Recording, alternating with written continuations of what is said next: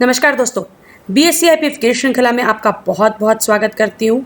आज हम ये जो एक अलग वीडियो लेकर आए हैं वो खासकर आज के तारीख में सबसे सूटेबल ऐसा वीडियो है क्योंकि हम मार्च महीने में हैं और मार्च वो महीना होता है कि हम सब अपने वित्तीय वर्ष के अंतिम पड़ाव में होते हैं और हमने हमारा टैक्स प्लानिंग, टैक्स बचत, हमारे पेपर्स, अगर कुछ बच गया है तो लास्ट में निवेश करना, फिर VLSS हो, PPF हो, वो सारी चीज़ें करते हैं। जनवरी फरवरी आते ही अगर आप नौकरी कर रहे हैं तो ऑफिस से बात करना चालू हो जाता है कि टैक्स के डॉक्यूमेंट सबमिट करिए ताकि टैक्स कैलकुलेशन किया जाए। लेकिन यदि आप इंडिविजुअल है और कहीं नौकरी नहीं कर रहे तो भी मार्च महीना आते आते, फिर वो नौकरदार हो या फिर इंडिविजुअल हो, मार्च महीना आते आते सब लोग एक चीज़ के बारे में निस्संदेह चर्चा करते हैं और वो है टैक्स। आइए क्विकली आज के वीडियो में हम देखने वाले हैं कि कौन से प्रावधान हमारे पास उपलब्ध है, क्योंकि जब भी कभी हम टैक्स की बात करते हैं तो हमारे मस्तिष्क में आता है सबसे पहले एक तो यार ऑफिस में PF PPF तो ऑलरेडी कटता है, उसी में पूरी सैलरी चली जाती है। फिर दूसरे दिमाग में चीज़ आती है कि होम लोन ले रखा होगा, अगर आपकी उम्र 30-35 इस कैटेगरी में है तो अक्सर एक घर खरीदने के लिए विचार किया जाता है, सो उसमें सैलरी चली जाती है। तीसरा अगर कोई चीज़ आती है टैक्स प्लानिंग करते वक्त तो कहते हैं यार LIC खरीद लेते हैं। LIC कोई कंपनी के बारे में प्रमोट भी नहीं कर रहे और उससे दूर रहने के लिए भी नहीं कह रहे, लेकिन एक जनरल मानसिकता होती है कुछ नहीं तो पॉलिसी खरीद लेते हैं। आइए जानने की कोशिश करते हैं कि क्या क्या चीज़ें हैं, कौन से प्रावधान उपलब्ध है जिसका उपयोग कर हम हमारी टैक्स की बचत कर सकते हैं और रोज़मर्रा की ज़िंदगी में थोड़ा सा अगर ध्यान रखें तो ये सारी चीज़ों का उपयोग कर हम हमारा कुछ पैसा ज़रूर बचा सकते हैं। और ऐसा कहते हैं बचत करना ही उत्पन्न बढ़ाना होता है। सो अगर आप बचत कर पा रहे हैं तो हमारा उत्पन्न भी निस्संदेह बढ़ेगा, क्योंकि जो बचत है वही कहीं ना कहीं उत्पन्न होगा। सो आइए, it's a quick guide on how to save tax in a financial year. ये एक क्विक गाइड है फाइनेंशियल ईयर में जो कि ख़त्म हो रहा है, उसमें हम हमारा टैक्स कैसे बचाएं, इस पर हम इस वीडियो में बात करेंगे। ये सारे 17 आप तक BSC IPF और SEBI लेकर आ रहा है, तो सत्र के अंत में उन्हें धन्यवाद बोलना मत भूलिएगा। आइए बात करते हैं सेक्शन 80C। ये वो सेक्शन है जो कॉमनली इस्तेमाल होता है, जिसमें हम 1.5 लाख तक निवेश कर सकते हैं और सबसे कॉमनली इस्तेमाल होने वाला ये सेक्शन है अंडर इनकम टैक्स एक्ट के तहत। अंडर सेक्शन 80C 1.5 लाख तक निवेश किया जा सकता है। कहाँ कहाँ पर निवेश करता है? EPFO, PPFO, ELSS, मतलब याद होगा इक्विटी लिंक्ड सेविंग स्कीम, हमारे म्यूचुअल फंड के वीडियो में सीरीज़ में अलग एक ELSS पर वीडियो बनाया, सो जो निवेशक इसके बारे में डिटेल में जानना चाहते हैं वो उसको ज़रूर देखें। फिर NPS माने न्यू पेंशन स्कीम, फिर होम लोन का प्रिंसिपल, फिर अगर बच्चों की हम फीस भर रहे तो वो भी इसमें गिना जाएगा। सो 1.5 लाख तक सब कुछ। अगर आप 5,000 डाल रहे हैं, आपका एम्प्लॉयर 5,000 डाल रहा तो 1,20,000 वो हो गया। फिर अगर कुछ ELSS में 15,000 निवेश किया होगा तो वो 1,35,000 हो गया। फिर और कुछ इधर उधर से करेंगे, ऐसा करके 1.5 लाख का टोटल कर सकते हैं। सो ओवरऑल ये सारी चीज़ें 1.5 लाख आपके इनकम में से डेबिट हो जाएगी और बचे आपके इनकम टैक्स स्लैब के हिसाब से 2.5 लाख तक कोई टैक्स नहीं है, 2.5 लाख से 5 लाख, फिर 5 लाख से 10 लाख और 10 लाख से आगे। तो फिर आएगा सेक्शन 80CCD। ये एक नया प्रावधान आया है रिसेंटली, कुछ ही महीनों पहले, जिसमें ये बतलाता है कि 1.5 लाख तो आपने निवेश कर लिया, लेकिन 1.5 लाख के ऊपर यदि 50,000 एडिशनल आप NPS में निवेश करते हैं, 1.5 लाख के ऊपर यदि आप एडिशनल निवेश करते हैं तो 1.5 लाख तो 80C में मिलेगा ही, लेकिन एडिशनल ये जो 50,000 आप निवेश करेंगे वो भी आपकी इनकम से माइनस हो जाएंगे। सो ओवरऑल आपकी इनकम यदि 10 लाख होगी तो उसमें से 2 लाख माइनस हो जाएंगे। अब 8 लाख के ऊपर आपके टैक्स स्लैब के हिसाब से अपने को टैक्स पड़ेगा। So you can save up by investing up to 2 lakh rupees. 80C में 1.5 लाख कट गया, CCD 1B में 50,000 एडिशनल NPS में यदि हम निवेश करते हैं तो वहाँ कटेगा। फिर अगला प्रावधान क्या है, वो है 80CCD 2। हमने ये पहले देखा था 80CCD 1B, अभी हम देखेंगे 2। इसमें वो क्या कहते हैं? इसमें वो कहते हैं कि deduction is available on employees contribution to an employees Tier 1 NPS account. अब एम्प्लॉयर का कॉन्ट्रीब्यूशन है Tier 1 NPS के अकाउंट में, सो ये तो बेसिक सैलरी का 10% ही मैक्सिमम कर सकता है। सो एम्प्लॉय और एम्प्लॉयर दोनों का मिलके मैक्सिमम 7.5 लाख तक ये इसमें प्रावधान किया गया है अंडर सेक्शन 80CCD 2 में। आइए आगे चलते, इसी विषय को आगे ले जाएंगे।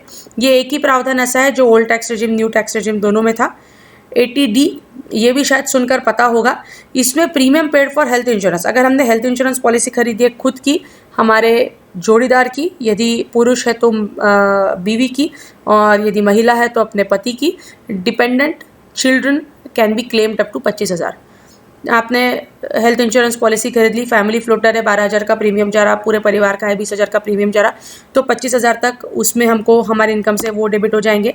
यदि हम पेरेंट्स के लिए कर रहे हैं, परिवार में माँ पिताजी के लिए कर रहे हैं, तो उनके लिए 25,000 रुपये डेबिट हो जाएंगे।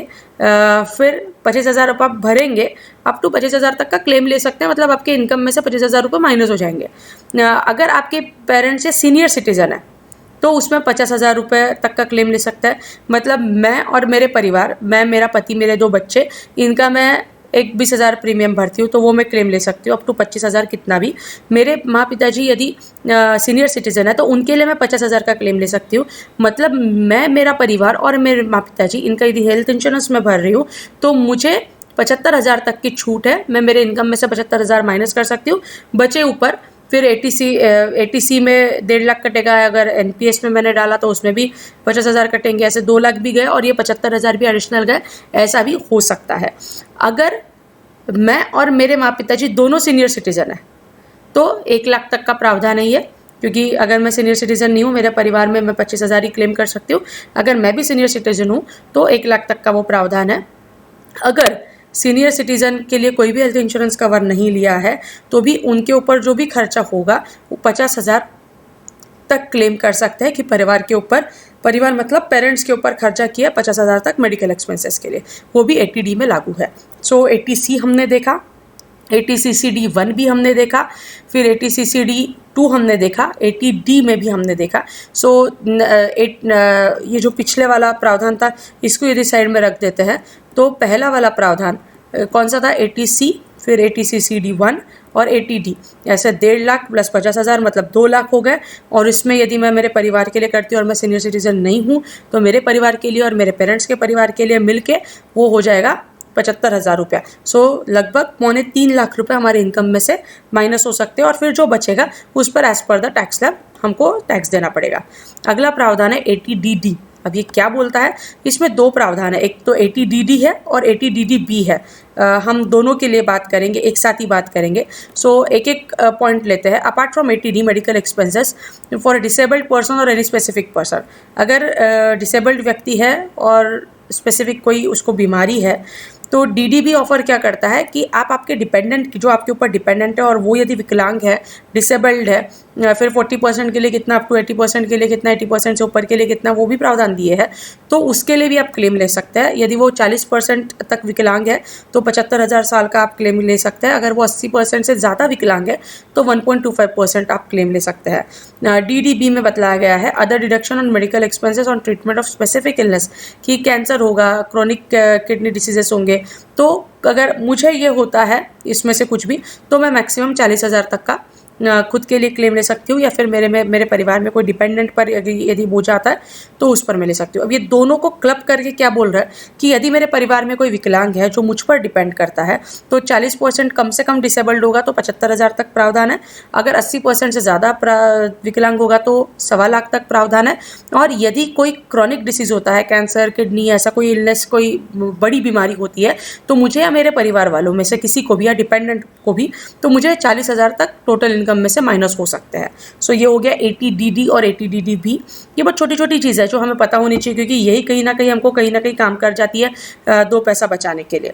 सो ये तो हो गया। देन हम आगे जाएंगे, इसी विषय को आगे लेकर सीनियर सिटीजन्स होंगे तो 1 लाख तक।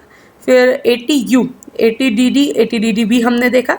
इसमें क्या बोल रहा है, यदि मैं खुद हूँ और मैं यदि 40% तक विकलांग हूँ तो 80U में मैं क्लेम कर सकती हूँ। 80DD के जो होते कि 40% कम से कम विकलांग है तो 75,000 रुपये, और 80% से ज़्यादा विकलांग है तो 1.25 लाख रुपये। सेम जो रहेगा वो होगा यदि मैं खुद विकलांग हूँ तो। और 80U और 80DD मतलब मेरे डिपेंडेंट के लिए और मेरे लिए साथ में एक बार क्लेम नहीं कर सकते। इस पर भी बहस चल रही है कि ऐसा नहीं होना चाहिए, और डिडक्शन अमाउंट सेम होगी जो हमने बात करी 40% और 80% के लिए। फिर आगे जाते हैं सेक्शन 24। ये क्या बतलाता है? सेक्शन 24 बोलता है कि यदि हमने घर बनाया तो प्रिंसिपल जो है, EMI जो कटेगी, किस्त जो कटेगी महीने की, उसमें का प्रिंसिपल जो है वो तो कट जाएगा, ठीक है, वो आप अंडर सेक्शन 80C में काउंट करेंगे, जो पहली स्लाइड देखी थी, याद करिएगा। हम 1.5 लाख रुपए तक हमारा प्रिंसिपल, हमारी EMI हो गई मानकर चलिए 30,000 रुपया। तो 30,000 हमने EMI कैलकुलेटर भी देखा था। तो 30,000 जब EMI जाती है तो उसमें पहले जब नया लोन लेते हैं तो मैक्सिमम जो पोर्शन होता है वो इंटरेस्ट का होता है और कम पोर्शन ये प्रिंसिपल का होता है। तो मानकर चलिए कि 8,000 रुपये उसमें प्रिंसिपल जा रहा है। तो 12 मल्टीप्लाइड बाय 8 वो कितना होता है? सो 12 96। सो 96,000 रुपीज़ जाएंगे आपके प्रिंसिपल में से, अंडर सेक्शन 80C का डिडक्शन मिलेगा। फिर बचे 1.5 लाख के, बचे 50,000, 54,000 के लिए हम कुछ अलग प्रावधान ढूंढेंगे।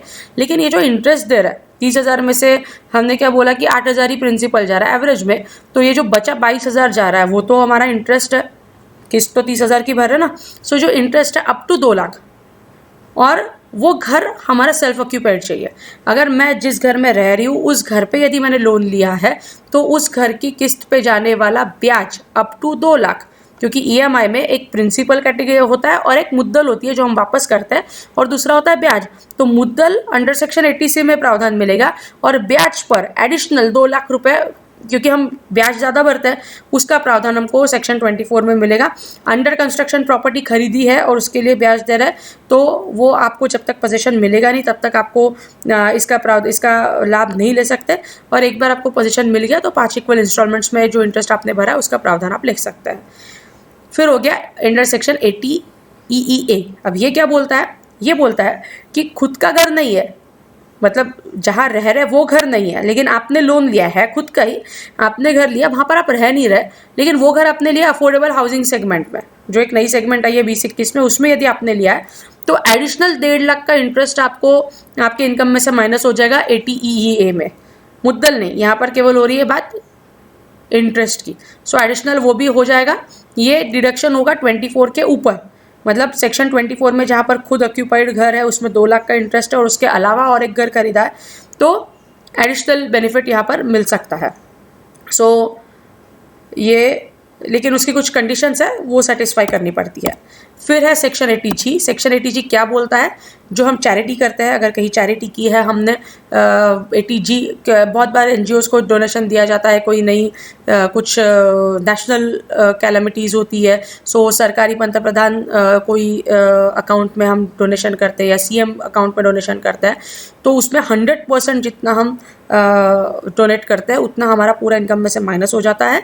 सो ये एक 80G का अच्छा प्रावधान है, चैरिटी करनी चाहिए क्योंकि लोगों का भी भला होता है, हमारे इनकम में से भी उसको माइनस होने की वजह से 100% बेनिफिट हमको मिलता है। सेक्शन TTA, हम अंत की ओर जा रहे हैं हमारे वीडियो के। जो हम कहीं निवेश करते हैं, सेविंग अकाउंट में रख लिया और कहीं रख लिया, बैंक में रख लिया, पोस्ट ऑफिस में रख लिया, तो उसके ऊपर जो कुछ भी ब्याज मिलता है वो अदर सोर्स के हिसाब से इनकम मानी जाती है, उसमें 10,000 तक का बेनिफिट हमको मिलता है। और यदि आप सीनियर सिटीजन है तो 50,000 तक का बेनिफिट मिलेगा। ये है आपका ATTTA और ये है आपका ATTTB। तो इसमें 50,000 तक का सीनियर सिटीजन्स को बेनिफिट मिलेगा, और इंडिविजुअल है पर सीनियर सिटीजन नहीं है तो 10,000 तक का बेनिफिट मिलेगा। और ये है आखिरी वाला कि सेक्शन 80E, इसमें बोलते हैं कि interest paid on education loan will also get you tax break.